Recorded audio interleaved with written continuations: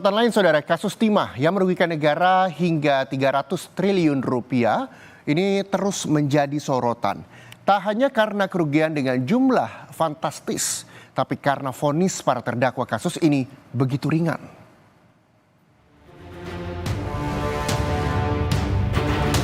Mahkamah Agung tanggapi sindiran Presiden Prabowo Subianto soal vonis ringan koruptor. Juru bicara Mahkamah Agung, Yanto, menjelaskan pernyataan soal koruptor yang seharusnya divonis 50 tahun pidana penjara adalah bentuk penegasan dari seorang presiden.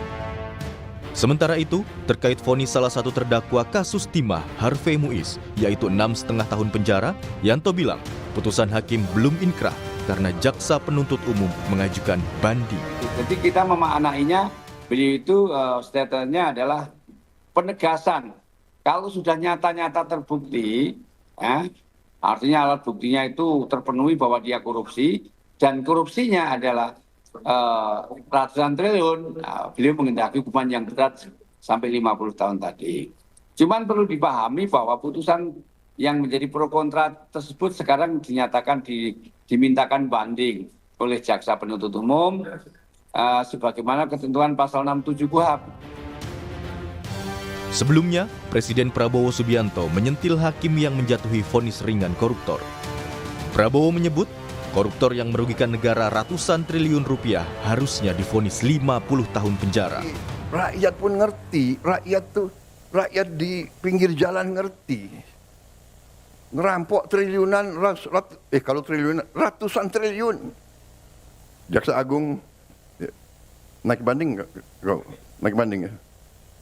Naik banding. Vonisnya ya 50 tahun begitu kira-kira itu.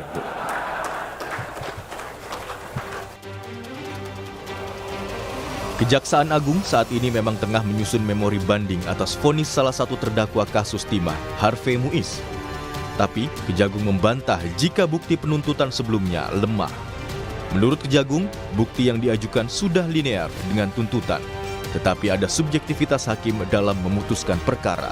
Didaftarkan di pengadilan, dan saat ini jaksa penuntut umum sedang fokus dalam rangka menyusun butir-butir atau poin-poin dalil-dalil yang terkait dengan memori banding. Kalau Anda mengikuti bagaimana pertimbangan-pertimbangan yang disampaikan oleh majelis hakim dalam persidangan itu, sesungguhnya apa yang sudah diajukan oleh penuntut umum terkait dengan pemenuhan alat bukti pasal 183, 184 itu sudah sangat linear, ya. Hanya saja kan bahwa pertimbangannya menyatakan tuntutan itu terlalu tinggi. Jadi